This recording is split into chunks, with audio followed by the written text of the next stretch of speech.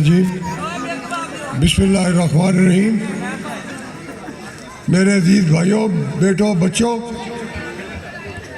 आज आपने यहाँ इकट्ठे होकर हमें बात करने का मौका दिया।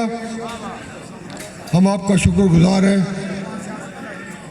और मुझे ये भी एहसास है कि आप पाकिस्तान की सालमियत और पाकिस्तान के वक़ार को कायम करने के लिए एक फैसला कर चुके हैं। मुझे यकीन है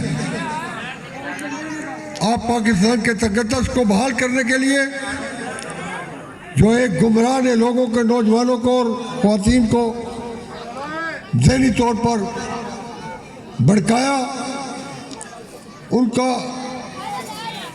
ज़बान ख़राब कर दी, गालियाँ उनको सुना दी।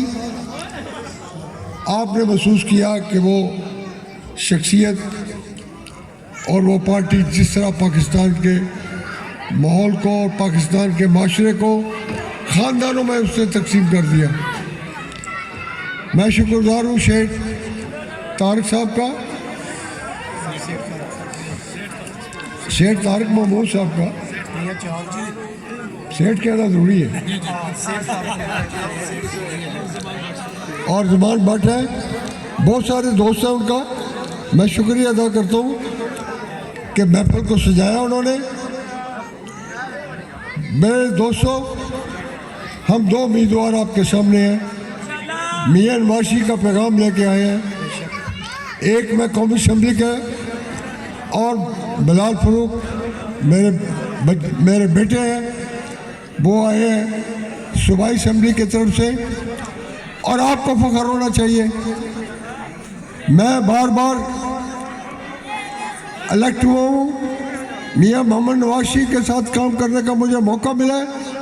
मैंने उसका सच्चा और इंतहाई अलग इंसान देखा है और पाकिस्तान की तरक्की करने में जिस तरह वो दिन रात मेहनत करता है, उसका ख़ानदान पूरा, उसकी मिसाल नहीं है।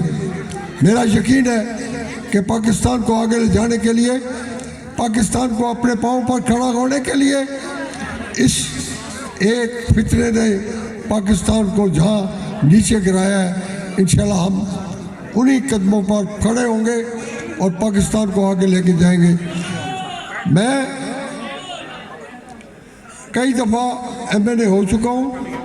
बिलाल फरूक साहब पिछली दफ़ा मेरे साथ MPA थे।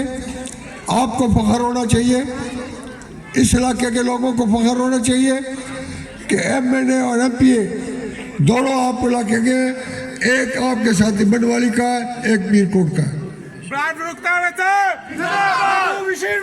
जिंदाबाद जिंदाबाद महमूद बशीर विधायक साहब, महमूद बशीर विधायक साहब। मैं यहाँ स्कूल में पढ़ता भी रहा हूँ, मेरे सारे अजीज़ो कारब हैं यहाँ। मैं दोस्तों को स्टेज पर खड़े जानता हूँ, वो मेरे किरदार को जानते हैं, अजीम लोग हैं वो भी। मुझे खुशी है कि आज फिर वो एक फैसला करके मियां नवाशी का साथ देने के लिए इकट्ठे हो गए हैं। मियां नवाशी जिंदाबाद, जिंदाबाद, जिंदाबाद। मुझे ये बताइए, देखो देखो कौन आया, देखो देखो कौन आया। एक ऐसा शख्स जिससे CPAC के मंसूबे बंद किए, जिससे खजाने से निकाल कर हार जो सऊदी फरमान ने खाना काबा की तस्वीर वाले निकाल के दुबई में बेचे और उसकी जाली शीट निकाल कर कम पैसे शो करके वो खजाने में जमा कराए। इस किरदार का आदमी को कौन नहीं जानता। घरों में जाता है तो धी बहनों नजर गंदियाँ ना बेंदा है,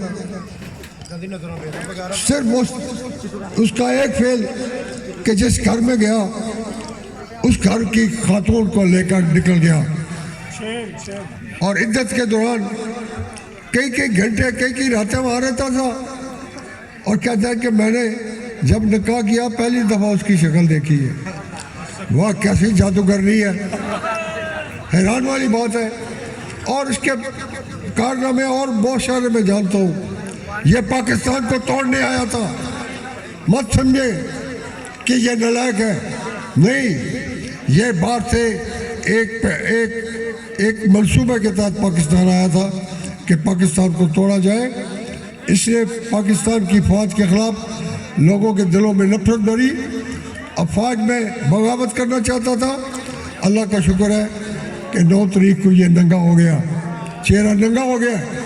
आज वो सारे वो जो बरगलाए गए लोग जो हैं जेलों में बंद हैं, इसलिए कि उन्होंने पाकिस्तान की फौज के खिलाफ बगावत की थी।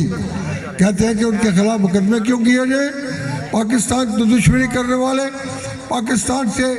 पाकिस्तान के ये दफाई इदारों को नुकसान पहुँचाने वाले, हमारे शहीदों और हमारे दलेरों की तस्वीरों को फाड़ने वाले, उनके मुजस्समे को तोड़ने वाले हम कभी बर्दाश्त नहीं करेंगे।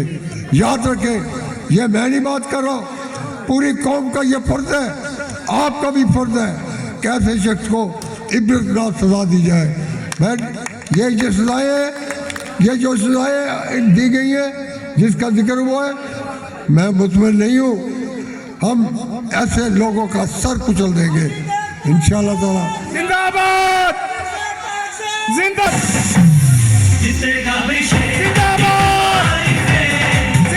गला खराब है, हल्का बहुत बड़ा है, कहाँ से चलता हूँ फिर कहाँ तक है, और बड़ी मुश्किल से मैं तमाम इलाके में पैगाम पहुँचाता हूँ। मेरे पास वक्त थोड़ा होता है, आपके पास आके मुझे राहत हुई है। मैं आपका यहाँ पहली दफ़ा जो पहला घर बना था उसके मोहब्बत में मैं आता था यहाँ। आज ये बहुत बड़ी कॉलोनी बन गई है, इसकी ज़रूरियात भी हैं। मैं समझता हूँ हमने कोशिश की है कि इंशाल्लाह आपके लिए बेहतर से बेहतर इंतजाम किया जाए। लेकिन जितने भी तरक्याती काम हुए हैं वो मियाँ नवाज शरीफ के दौर में हुए, शहबाज शरीफ के दौर में हुए। इसलिए इस फितरे ने हुकूमत पौने 4 साल की पूरे मुल्क में एक ईंट की कहीं नहीं लगाई। खजाना लूटता रहा, जिंदाबाद जिंदाबाद। खजाना लूटता रहा। बड़ी लंबी तफसील है, मैं आप जानते ही हैं। खजाना लूटता रहा, किस सरमायादार से 180 मिलियन पाउंड भी इसने लिए, और फिर आप इसका किरदार जानते हैं क्या है।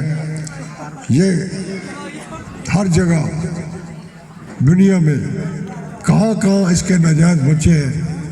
एक बच्ची आज भी इसके 2 बेटों के साथ पल रही है, उसका कसूर तो कोई नहीं है।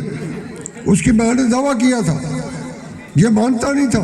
अमेरिका की अदालत में जब इसको कहा DNA टेस्ट, तो मान गया ये मेरी बेटी है, वो भी पल रही है।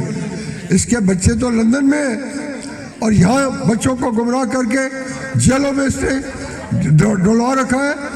अपने बच्चों को आराम और याशी के साथ उस यहूदियों के घर में पढ़ रहे हैं, और पाकिस्तान के मेरे मासूम बच्चों को वरगलाया, बेवकूफ़ बनाया। लेकिन इस इलेक्शन के कैंपेन के दौरान, जिंदाबाद, इस इलेक्शन कैंपेन के दौरान मैंने महसूस किया है, अब यूथ जिसको ये कहता था वापस आई है, लोग वापस आए हैं, लोगों को एहसास हुआ है। हमारे साथ बहुत सारे दोस्त जो है वो कहते हैं हम इसके साथ थे, लेकिन अब मियाँ नवाज शरीफ के साथ है। मैं उन तमाम दोस्तों को जो इसके चक्कर से निकल आए हैं मुबारक पेश करता हूँ, और दुआ करता हूँ कि अल्लाह ताला पाकिस्तान को अजीम मुल्क बनाएगा। पाकिस्तान को जिस तरह मियाँ नवाज शरीफ ने एटमी धमाके करके मुल्क के दुश्मन को सर नीचा करने पर मजबूर कर दिया था, इंशाअल्लाह ताला वो आप भी हुकूमत में आएगा, आपके वोटों की ताकत से हुकूमत में आएगा।